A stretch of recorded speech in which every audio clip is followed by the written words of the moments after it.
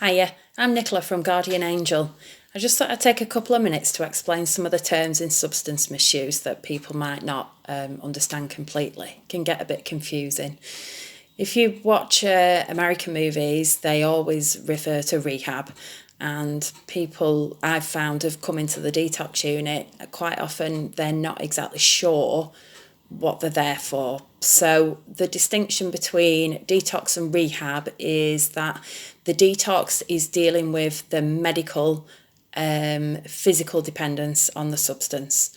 So quite often with alcoholics, the risk is that by stopping drinking, you will have life-threatening withdrawal seizures. And this is managed by usually using the medication Librium, which is a benzodiazepine. The other substances can be medicated differently. Opiates quite often use methadone or buprenorphine, and there are a variety of other medications that can be prescribed by the doctor on a case-by-case basis to make sure that people are not suffering too much when they're detoxing. So the detox period can take between 7 to 10 days for an alcohol detox as a rough guide, 21 to 28 days for other substances, or sometimes it might just be for a few days for observation if people aren't sure whether they are physically dependent before they go into rehab. Now, rehab is where you have a look at why you are in this situation you're in. So you're looking at the past, you're looking at experiences through life, challenging how you see yourself and the role that you play in the world and how you manage life on a day-to-day basis. It can be very emotional. We've drunk or used to escape these feelings, and so to go into this situation without your coping mechanism of your substance of choice and to start digging around with all this emotional stuff inside is very traumatic. It's usually done in a group setting. A lot of rehabs will have you sharing rooms, and that's not a punishment and it's not for cheapness. It's so that you've got somebody with you for support. Like I said, it can be very emotional, and to have that roommate looking at you from a safety perspective, if nothing else. But it's also that one person you can confide in as well. Some rehabs get you doing chores as well, or the other end of the spectrum. Some of them, the more affluent establishments will have private rooms and a la carte menus and such like. So there's a wide variety in rehabs, depending on who's financing it. Quite often, if people are paying privately, they will be offered a package, and they'll likely take up a 28-day package, 7 days detox for alcoholics, and then 3 weeks rehab, either in the same organisation or one that's attached. If people are being state funded, then usually the rehab is going to be a longer period of time, 3 to more likely 6 months. That gives you some indication of how long it's going to take to solve some of the issues that you've been struggling with. It's not a quick fix. Whatever you do in terms of detox and rehab, you're going to have to go home at some point. And then you're looking at aftercare.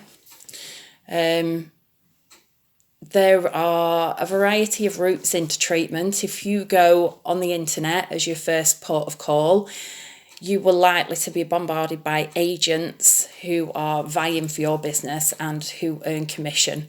Sometimes people will be booked into a detox or a rehab, and they're not really entirely sure where they're going because they've just been bombarded by these agents who've jumped on them as soon as they've put substance misuse in the search bar. The other method, like I mentioned, statutory funded, you would need to engage with your local drug and alcohol service first. Now, it's different names in different areas. In Preston, it's CGL Inspire. Turning Point is another popular one. In Wigan, We Are With You. So there's a variety of names, but if you Google, I guess, local drug and alcohol services, it's the NHS one that'll come up usually. And a lot of people, after they've done the rehab, they will return to these organisations for a bit of aftercare and ongoing support in the community. Now, the most accessible and free service people will know as Alcoholics Anonymous, Narcotics Anonymous, Gamblers Anonymous. There's a whole range of anonymouses. These are based around the 12-step fellowship, and it looks at rehab in a slightly different way, with the emphasis being on a faith.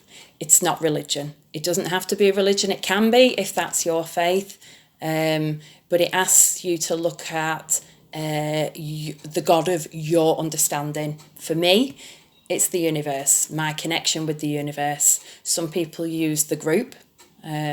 Whatever it is, it's not religious. It's not a cult.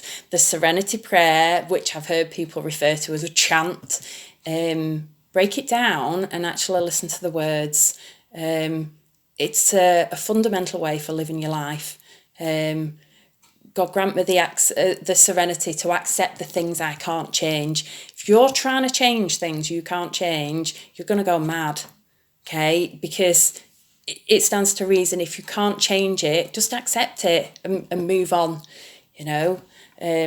So once I explain that to people, they seem to have they become a bit more open-minded to the 12-step fellowship. It's out there, it's in your local community, it's free, it's accessible, it's easy to find. You can just put it in your search bar and AA will find your local meeting. There's pretty much one every day of every week. They also do the Zoom meetings if you're staying at home and you're self-isolating. Get online, have a look. They're round the clock in different countries. Get on the American ones. If you're up in the middle of the night and you want some support, you will be able to find an English-speaking AA Zoom meeting. Something else to look at is Smart Recovery. This is CBT based. Again, get online, have a look. They will find you a local meeting. I think they might do them via Zoom as well. It's a non-profit organisation. I refer to Smart as getting your tool bag. It's your practical tools to use on a day-to-day basis. So your Smart is your tool bag. Your AA fellowship is your faith. Your rehabs tend to look a bit more, unless it's a 12-step, they tend to look a bit more at the psychology. Whichever route you take, aftercare is a very important feature, because you are not fixed. When you've done whatever you're doing, you're not fixed. Recovery is an ongoing process. It's a lifestyle choice. I will be in recovery till the day I die. So giving some thought to aftercare is a massive issue. So I'm just thinking about recovery homes. Recovery homes is something else. They come under various names, but they're supported living. So you've got a key worker and you are drug and alcohol tested in these places. That's something that people use for moving on afterwards. And there's also day rehabs out in the community that some organisations offer as well. So there are a few avenues to go down. I hope this has helped clarify some issues. If you've got any more questions, get on my website, ask me, get in touch with me.